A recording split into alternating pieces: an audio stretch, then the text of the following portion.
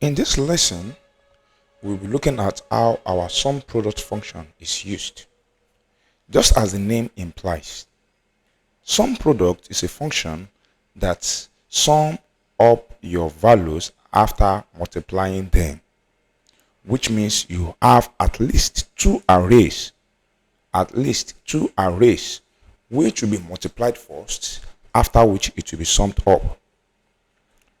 For example, in our example here, we have the student and we have the weight, just like a university student, that each of your course has their weight. 1 unit course, 2 unit course, 3 unit course, 5 unit course, depending on the weight of the course. And these are things that make up your final CGPA, depending on the weight. That is why A in a 5 unit course is different from A in a 2 unit course. They don't carry the same weight. So just in that light, basically what your sum product is doing is just as this. Your this multiplied by your weight.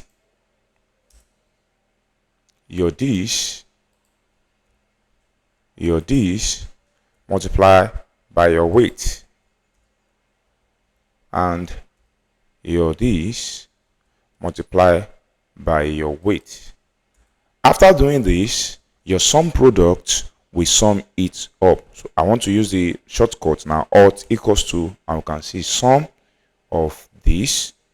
After the product, after multiplying them, they are sum. And this is 378.3.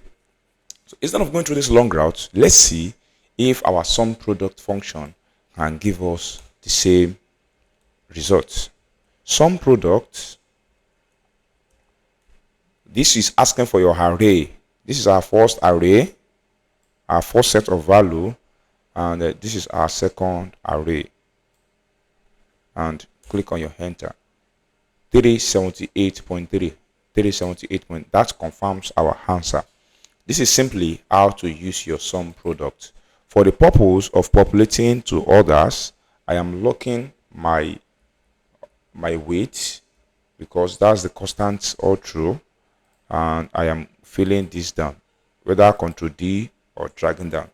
And with this, I am done with my sum product. See you in the next one.